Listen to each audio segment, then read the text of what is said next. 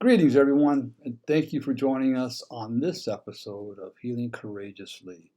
Well, I hope that you all enjoyed part one of Meet Cathy. We just thought it was important that you get to know her a little bit. Like I say, you all have known me for a while, you've known my story. I've written a book about it and everything else. So I just felt that it would be great for you all to meet my wife, who she is, where she came from, the struggles she's had in life and our marriage. A lot of people look at me and Cathy. We've been married for 39 years. And matter of fact, most of the people that are in our lives today never knew us prior to actually 2012. And some of the guys I ride with knew me, but they didn't know me. Right. Yeah. So they didn't really know the struggles we came from. They just look at Cathy and I as this couple that, are happily married, blissful, however you want to say it, and they want what we got, but they don't understand what we've gone through to get to where we're at. Yeah. So that's why we feel it's important that you know my story, but you should also hear about Cathy, especially for the women out there, because a lot of women go through what you've been through and are going through it right now, and they just don't see the light at the end of the tunnel. Yeah. Right, and that's the sad part, is that there is hope. I mean, I think that's what Cathy and we want to bring more than anything. Yeah, definitely bringing hope. But you said something, they don't think there's any light at the end of the tunnel. For me, I didn't even know that I was in a tunnel, Yes. You think about it. Sometimes I thought everything I was going through was normal, even though I didn't see it displayed with my parents. I think for me, I had everything, all the balls were in the air, just going, and didn't even realize I was in a tunnel. It wasn't until I got into my healing journey of recovery that I was like, oh, that was dark. I can see that now. And no, I didn't see any light during that period of time. But I think in the midst of it, you don't even know you're in a tunnel. I'm going to say something right now. We'll get into the rest of your story. I'll let you take over here in a minute. But, I know there's a lot of women out there, right? And there could be some men out there, too, that they're in a relationship with somebody that's got a lot of money. And they're extremely miserable. I mean, we've talked to a couple of them, right? And why are they staying in the relationship? Because of finances, because of money. But they're sacrificing so much of their life, right? Well, just because they have a husband. It doesn't matter. It could be money. It could be there's fear. There's so many things that keep, and fear, I think, is the number one thing that keeps people in a marriage too long. And we're totally pro-marriage, but again, both parties have to be willing to work at it to save it. So. I mean, the fear. When you talk about fear, there's physical fear, there's emotional fear, and there's financial fear. Yeah, and they're all legit. They're all legitimate. That four-letter word that starts with an F. Right. I mean, so they're all legitimate. They're all legitimate fears. Yeah, we understand definitely. that, but. I had some of it myself, I'll be honest with you. Yeah. I mean, what we're doing right now is we're married and we're both retired. She just retired and she was making a lot of money for many years, and now it's like, hope this is going to work out, but we know that we can also, we have to. Well, we rely on God. I honestly, I have to keep going back to that, because God ordained everything that every step of our marriage, every step of our life, He's had His hand in, even though we weren't aware of it. And so I really have to go back to trusting and believing that God has ordained every part of our life. And so keeping my focus on Him will help me get through that fear. Because that's faith over fear, and that's what we've got to focus on. Exactly. So Mrs. Boyd, what about you? I'm gonna pick up here kind of where we left off. I talked a little bit about who I was, a little bit about my life as a child, the type of home I lived in, how I felt like I was had to be the rule follower. I could never break any of the rules or the laws. I was a friend to everybody, and then we got into a little bit about how I met Randy, the joys that we had early on, and then how things started getting into a little bit of a dark place. A little bit. Well, it was kind of a big of a bit. But that's kind of where we left off, was that dark place where, I didn't think my life could get any worse when it did, when Randy had an affair. So at that time in my life, God spoke to me and said, you've been married to this man for over half your life. You need to start fighting for him. And you need to start fighting for your marriage. And I could tell you exactly where I was when I heard that voice. We were at our son's college baseball game. I was there dressed to the nines because Randy was sitting in the crowd with his guy friends. And I was drooling. And I was over there and... with her hands on her waist. Oh, come on. You don't have to go through the whole thing. But anyways, I was there and, there to support my son, knowing he was there. But also in that moment, we had a long talk that night. I think we were probably 2 hours or something in the parking lot after the game. And that's when I heard that voice of God saying, you've been married to this man for over half your life. You need to start fighting for you. You need to start fighting for your marriage. And we weren't even going to church at that time, but with that foundation of God in my life, I knew that there was something to that. And so I'm going to pick up now in my testimony where I kind of started that journey. So I started the process of self-discovery by going to our therapist. At first, I went with my husband to work on us as a couple, but I soon realized that I needed to go for myself. With all of these years of not speaking my feelings and my truth, I had lost my voice. It was during these sessions over the course of the next couple of years, yes, we went to therapy for a couple of years, that I was able to slowly build up my courage and self-esteem. As a result of this and seeing my part in the marriage, I was not only able to forgive myself, but I was also able to forgive my husband. And I want to go back on when we first started going to therapy. I honestly wasn't going for myself. I was going to fix you because, that's what good codependents do. Well, and remember, you went to different therapists than Deborah. At first, you were going to another therapist. I kind of vaguely remember that. I was seeing Deborah. Yeah. And then, so it was just one of those things where, again, I was going to help fix Randy because he had all the issues. So in 2006, I attended the Betty Ford Family Program, and this was the year that Randy, at the same time that Randy had gone into the outpatient treatment. It was an 8-week, 12-week? 8-week outpatient program. And so Betty Ford offered a family program. And mind you, this is what's important for a lot of people, that if you don't want to get sober, you're not going to get sober. If your husband doesn't want to get sober, he's not going to get sober. I checked myself in. Yeah. Cathy didn't tell me I had to go. I didn't have a nudge from a judge. Nobody was telling me I had a problem, right? I decided I can't. I got to quit. Even my therapist gave me a really gentle suggestion. Push. Yeah. She's telling me to go to AA. I go, I ain't one of them people.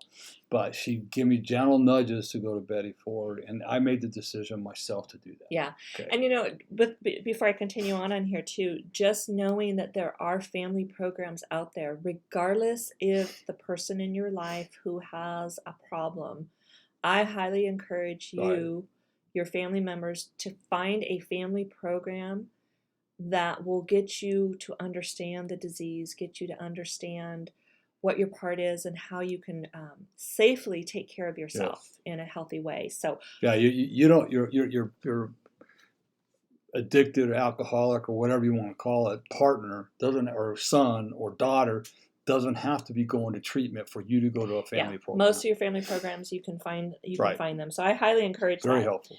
So when I attended the Betty Ford Family Program, I thought I would learn how to manage my alcoholic husband. See, that's why I encourage you to go, because I thought I was just going to learn how to take care of him and how to manage his disease. But it was in that program that I learned what an alcoholic was. I learned that my husband being an alcoholic wasn't my fault. I didn't cause it and I can't cure it. And after finishing that week-long program, I realized that my life as I knew it would change forever if I chose to make those changes. So learning all about the disease and what my part was and what I could and couldn't do was so key to my own recovery. Had nothing to do with him at that point. It was all about me and what I needed to do. So I did attend they had a codependency aftercare program that I attended for a few months. And then one day, I didn't want to go no more. I couldn't relate to what these women were saying. And looking back now, I know that I was in denial, that I really didn't want to look at myself or my part in the relationship. And I think I had the seeds planted through the week-long family program. And I had the seeds planted in going several weeks into this codependency aftercare program. So I knew what was going to be needed of me. I just wasn't there yet. And that happens a lot, but that's okay. One of the things I had to learn how to do was quit pushing her. Yeah. So this is going to work both ways. for the spouse or parent of an alcoholic or drug addict or sex addict or whatever, don't push them. Mm-hmm. Suggest it to them with love and kindness. Like I said, if they don't want help, all you're going to do is push them farther away from you. And also with the alcoholic that might be in recovery, as I was, I had good mentors that saved my butt. And actually, is that the harder I pushed Cathy to go to codependent meetings, the farther away I was pushing her. She would get extremely angry at me. And her anger wasn't at me so much as it was at herself, right? And we know that today because she was angry because she knew what she should have done. But it wasn't doing me any good to push her. So I had to back off. And it was hard, but I had to do it, but I did it. Yeah, and as codependents, we have that, well, I'll speak for myself, I had that me, do, myself mentality. So if I have somebody pushing me, you need to go to Al-Anon, or you need to do this, or I was like that 12-year-old little girl putting my feet into the ground and say, no, me, do, myself. And so codependency is a tough one because we're so good at taking care of anybody and everybody else but ourselves. And so that me, do, myself mentality really, I had to get that out of my head. So it wasn't until 2008 that I finally had the courage to step out of my denial and out of my comfort zone and start working on me. I could see that Randy was growing, and I thought, oh crud, he's 2 years into his journey, and I better do something for myself, or I don't know how or what our marriage might look like. And I remember that day, right? Mm-hmm. You were in the bathroom, you were getting dressed, and you were crying. I don't know what was going on.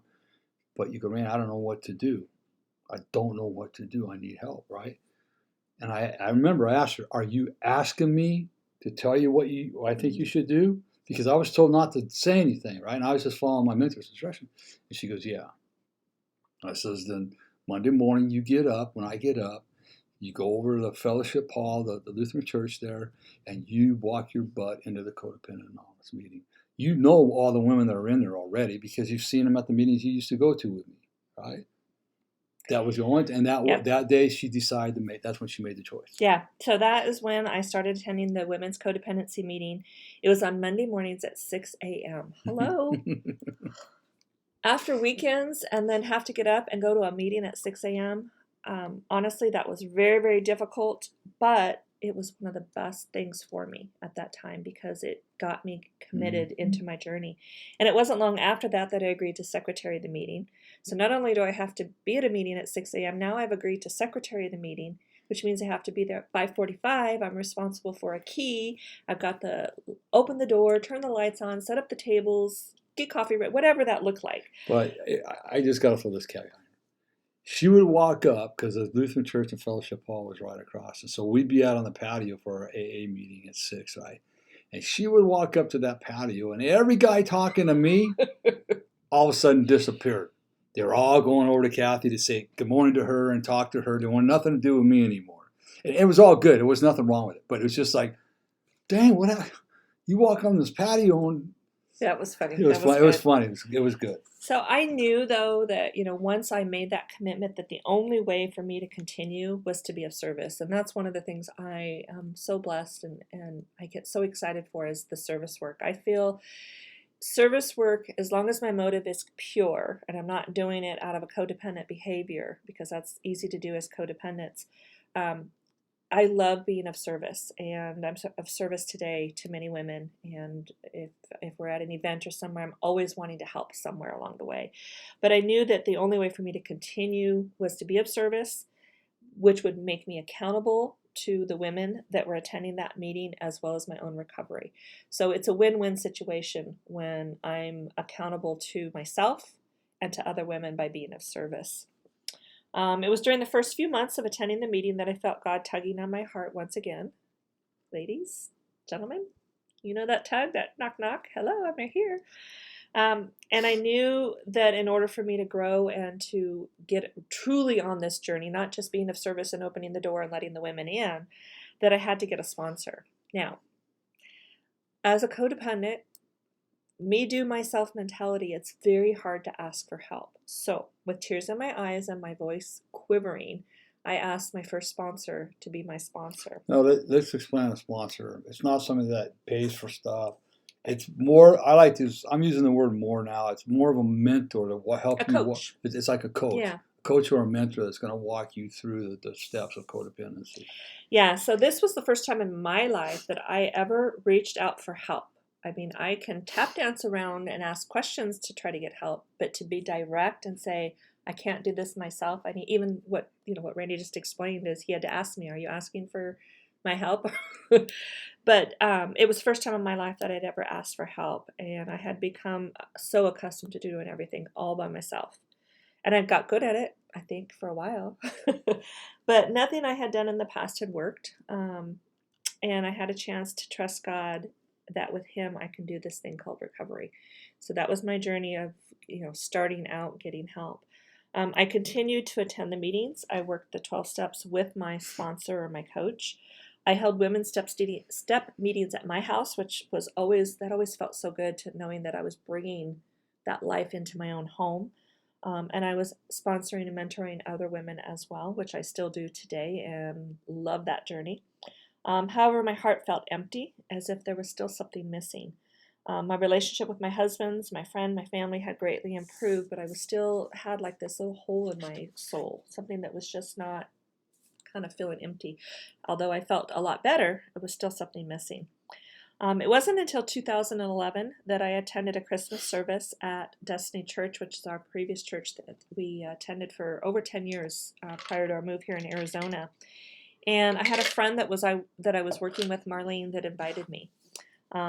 I was a little intimidated, to be honest. I was scared. This is the first time I've ever walked into a Christian church, reminding you that I only grew up in a Catholic church. I think I went to my grandma's Baptist church one time, which that was a whole nother experience. That I was very young at that time. But I didn't know anybody, and I didn't know what to expect. So the one thing, though, I'll never forget how it made me feel being in there. I felt part of, I felt accepted. It was just a nice place to feel. And I never felt judged either, so that was important. And I realized right at that time, this is something that I was missing. One little funny story is, if you've ever been in a Christian church, they have the first part of church is typically worship. And so everybody stands and they're singing and they're raising their hands and they're clapping. And I remember asking Marlene sometime after that, why do people do that? Catholic Church, you didn't do that. You had hymns, you had stand up, sit down, kneel, stand up, sit down, kneel, but never had that. And she says, oh, I'll tell you later. Well, later never came from Marlene, but later came from God, because I felt it. I knew what worship was, and worship to me is one of my total healing places that I love to be in. So because of that most welcoming experience, I went home that night and I shared it with my husband. I said, hey, pastor's message hit me in the heart. I think you might like this. It was kind of like being at a Christian AA meeting, if there was ever such a thing. And I think there are Christian AA meetings, or there's Christian recovery meetings for sure. But at that time, I had no idea. Pastor shared with us up there on the altar on what his life was like before. One thing I did notice, there was a lot of tattoos in church. I've never seen so many tattoos before in my life in a church. And I thought to myself, wow, this is something that I needed. And to be honest, I thought it was something that we needed together. But then the challenge was going to be, how do I get Randy to go to church? Because he had such a horrible experience in church. But at that time, before I go on here, we'll kind of talk about, I just said that I thought it was something that we would enjoy, and it took some time. But that summer, Pastor was doing oh my God, what was that sermon called? It wasn't the summer. It was in the spring. In the spring. He was doing a Lion and the Lamb series. So it was a marriage, about relationships and marriage. And so we started out. This was before everything was live. Oh no, it was live at this time. It was before they were recorded and YouTubed and all of this stuff. But we took our little iPad at the dinner table, set it up, and we would watch the service online. And so we watched the service for, I don't know, a couple weeks, a few weeks. The whole series. The whole series. And finally it was on a Wednesday night. I had come home from work. In August. It was in August of 2012 that this happened. And so we came home from work one night, and Randy's like, let's go to church. I don't know what I looked like. I don't even remember what my response was. I think I was in shock because I thought we will never go to church in our marriage other than a wedding and a funeral. And I thought, okay, well, let's do this. Let's go. So we got ready and we went to church, and we started attending Destiny from that point, and we never looked back. Randy, you want to share a little bit about your experience that first time? Briefly, I know I don't want to run over time. No, well, other than the fact that I was prepared to walk right back out the door. Yeah.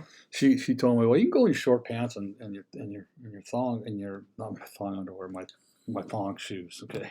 Flip flops. Flip flops. There you go. That's funny. Oh dear! I hope everybody's laughing like we are. I hope they are. Oh jeez. I said, okay, cool. But, I went there with my guard up, and I was going to walk right back out the door. And one person said some derogatory statement to me. But they didn't. They were all pretty welcoming for the most part.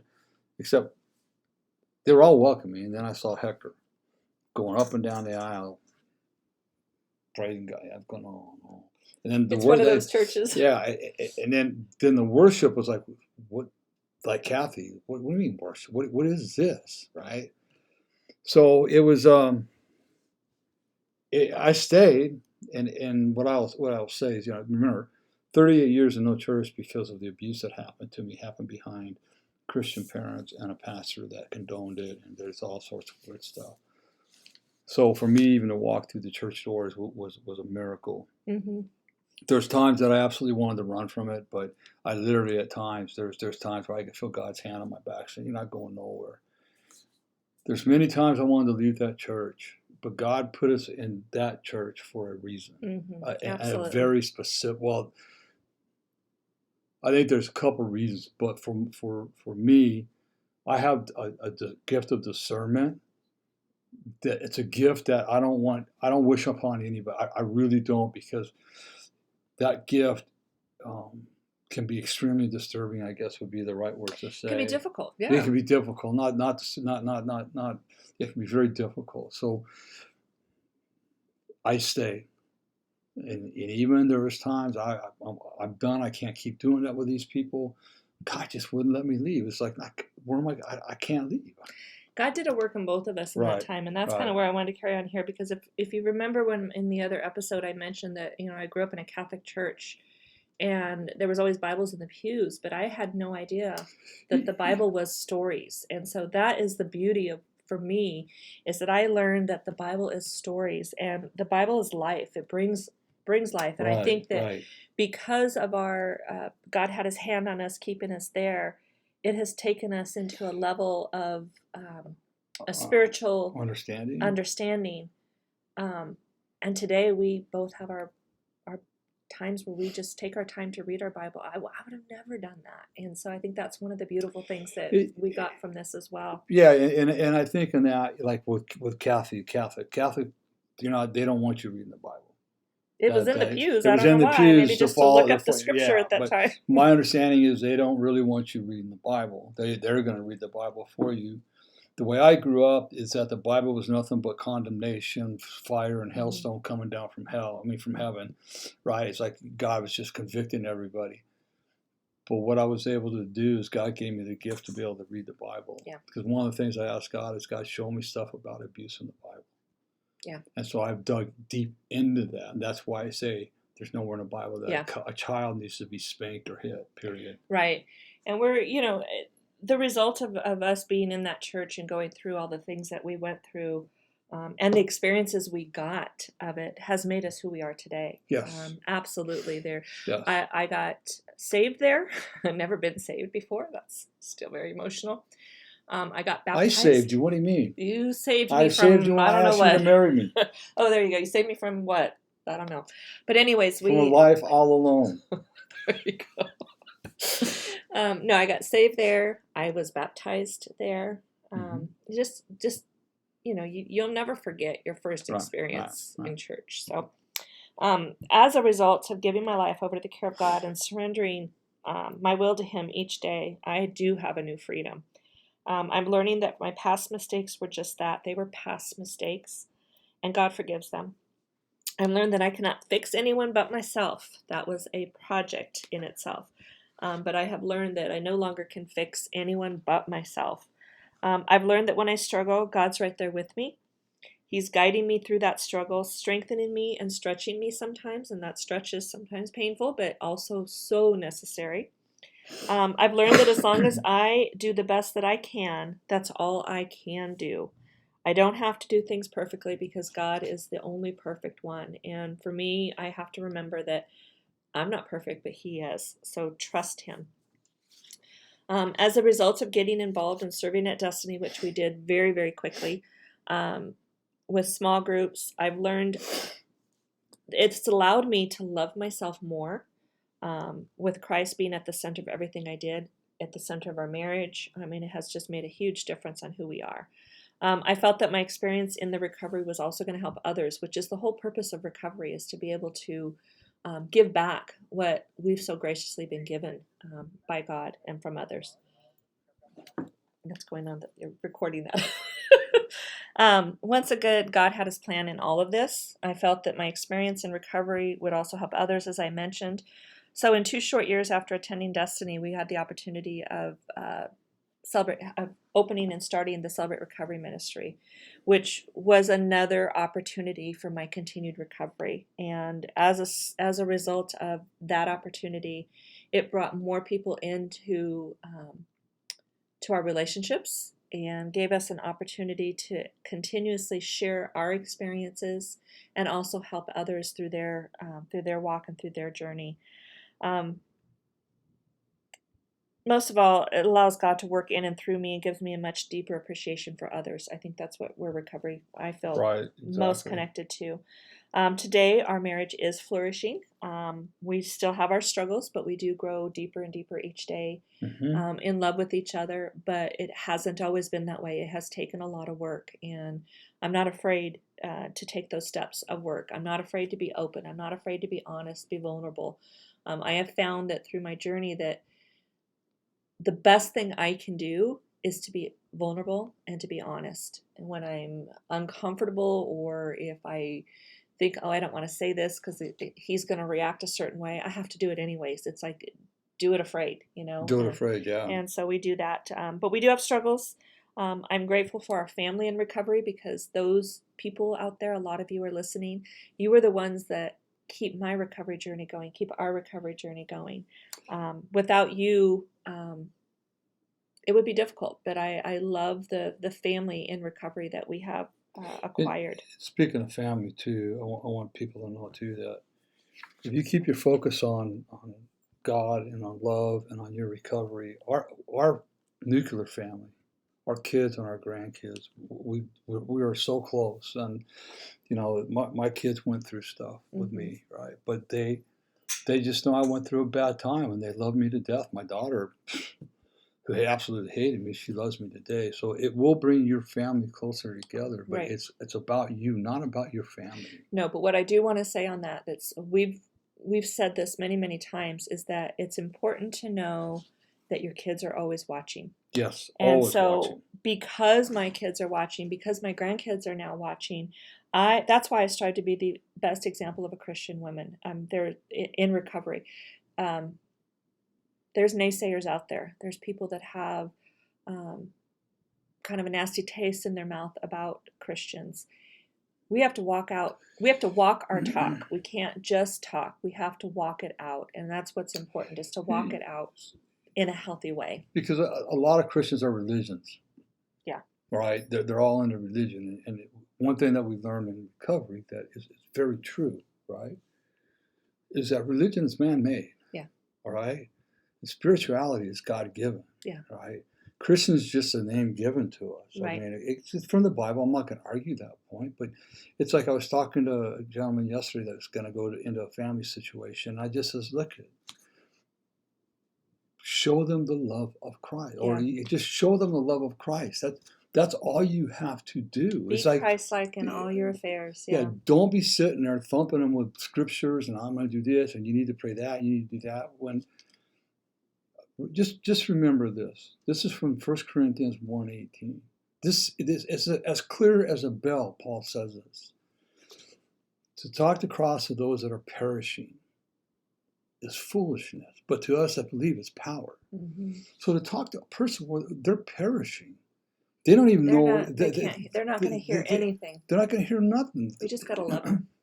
They're walking into church pissed off at God. Yeah. Who knows what's gone on in their life where God doesn't exist in their eyes. So it's like Cathy and I, everybody that we work with, we show them the love of Christ. Yeah. And that's just by being accepting and non-judgmental. And I think the whole idea of this whole testimony and this recovery is that I want to transmit what I learned from others. And so we want those that we work with to transmit what they learn from us. Exactly. So to be that example is so, so important. And as I close, I want to just, for those out there that might be new in recovery, maybe they don't think they need to be in recovery, but it's in the back of their mind that they might want to. I just want to say, don't give up before the miracle happens. God created man to trial through hurts, hang-ups, and habits, only to find victory through God's amazing grace. God is so graceful, and he's going to give you that grace no matter when you need it. We do this by taking action in our own recovery, one day at a time, and even one moment at a time. But we do it with the Lord by our side. So he's never going to leave you nor forsake you, even in the deepest, darkest areas. And being a people pleaser all my life only left me lost, angry, and resentful. I'm sure there's others that might relate to that. But today, I truly work by living under Galatians 1:10. And it reads, obviously, I'm not trying to win the approval of people, but of God. If people pleasing were my goal, I would not be Christ's servant. I don't want to be a people pleaser anymore. I want to be a Christ servant. So for me, that is so important for me to just remember that I'm doing the work of Christ. I'm doing God's work. He's working in and through me, so I need to do that in and through myself to others. And that's what I want to kind of close with today. Yeah, and a couple things I want to say. I want you all to understand that recovery, right? Recovery, the sobriety is alcohol and drugs. Recovery is, don't even think about alcohol and drugs with the recovery. Yeah, recovery is part of that journey. But recovery is, we're recovering everything that we've lost in life. We're recovering the person that God created us to be, okay? And Cathy put it in here, don't give up before the miracle happens. I want you to think about something. There was a lady at my AA meetings that used to say at the end of every meeting, keep coming back until the miracle happens. So I want you to really think about that. How many miracles are you missing on a daily basis because you're looking for a burning bush miracle? How about the fact that you just woke up? How about the fact that maybe you're struggling not to drink, but you made it through a day not to drink? That's a miracle. How about the fact that your child is sleeping in bed at home and he's safe or she's safe? That's a miracle. There's so many miracles that happen on a daily basis in our lives that we don't appreciate. The sun coming up, the sun going down. I think it's not that we don't even appreciate it. We don't even realize they're there. So it's being open to looking for a miracle every day, because there is a miracle every single day of your life. Absolutely. And that's what's important to remember. Fresh water is a miracle. Mm-hmm. How many kids? Yeah. Okay. How many kids? That's beautiful. So I hope you guys enjoy getting to know Cathy a little bit more. Like I said, we can't do this without the interjection of both of us. We can, but she invited me into it. Yeah, I thought I would invite him in. Yeah, isn't that special? Yeah, you're special. I'm the host, right. But that's what you said. You're the host now. I forgot. So, a couple things real quick. Number one, our book, Healing the Wounded Child Within, is available on Amazon, paperback, Kindle, and Audible, as well as this now is up, Healing the Wounded Child Within, in Spanish. Let me read it in Spanish for you. Sanar las heridas del niño interior. Okay. Gracias. Gracias. De nada. De nada. You said Italian there for a minute. Oh, yeah. So that's available on Amazon also. And Kindle. Amazon in paperback and in Kindle. Kindle, yeah. Okay. And if you subscribe to Kindle, you can get that for free, the Kindle version of it. Okay. You can also get our devotionals, the Devotional to Wholeness. It's a great devotional. It really is. Very helpful. Very, very helpful. A lot of people really love it. So that's available also. Guys, if you're looking for some help in your marriage, if you're looking for help with recovery, if you're going to get married and you're looking for premarital counseling, please check out changeyourlifestorynow.com/symbis-packages.html. It's right there on the top of the screen. We can help you. Symbis is a phenomenal pre-marriage, and even it's a great tool. It's a great tool for marriage, period. But we also do, recovery coaching, addiction, trauma coaching, all of that. Right. I am a certified trauma-informed coach as well. Yes, and then the last thing I just wanted to share, this is always the hard part, is we have our foundation, the Courageous Healers Foundation, where we together help men, women, and their families heal from the scars of abuse, sexual, physical, emotional, spiritual. And we can't do that alone. This is a very deep place for a lot of people to go. It's a very difficult place for people to go, but we need your help. We are in a fundraising campaign right now. The fundraising that we're doing is to help offset the cost of marketing. It's to help offset the cost of coaching. We want to offer our services for free to no charge for these people that need this help. And so your donations will go towards the help of helping another. And if you are able to donate, we have the option that you can donate on a monthly basis, whether it's $5, $10, $50, $100. I'm not going to be afraid to ask for money. I know $10,000. It says in the Bible, ask. God knows our needs and He will provide. So we're gonna believe for that. If you're unable to financially donate, we ask that you keep us in prayer, that God will direct us to the right place, to the right persons that will help us along this journey. You can make that donation on our website at courageoushealers.org. There is a donation button, and you can set yourself up for a one-time donation or a monthly donation. Any little bit helps. We so appreciate those that have been donating. We have been receiving some recent donations, and we love you guys. We appreciate you. We know that your heart is in it just as our hearts are in it, and we thank you in advance for that. So again, we'd love to have you be on our team, be on this journey with us, that we can help bring the healing that so many people so deserve, and that they need. They need for their relationships for themselves. They need for the relationships for their family. So please join us on that campaign. We would appreciate it. You did say we're a 501c3. We are a 501c3, so all of your donations are tax deductible. Yes, thank you for that. Perfect. Awesome. All right, everybody. We hope you enjoyed these last two episodes, getting to know Cathy a little bit better. Now you know me. Yeah. Now you know her. Well, kind of. So she getting better. No, it's a journey. It's a journey. Yeah. I don't think we'll ever really know each other. No, because life changes, things change, people change. It's constant. It's a funny thing. It's a funny thing. But it's good. It's all good. So we'll catch you on the next episode. Remember, if nobody tells you they love you today, Randy does. Kathy does. More importantly, God does. Yes, definitely. Be blessed, everybody. We'll catch you on the next episode. Now we need to come up with some more topics. This has been Healing Courageously with Randy Boyd. We will have a new episode every Monday. Please like us on iTunes or Google Play. If you would like to know more about the services available from Randy, please visit him at changeyourlifestorynow.com. Thank you for spending time with us. We'll see you next week. And remember, if nobody tells you they love you today, Randy does.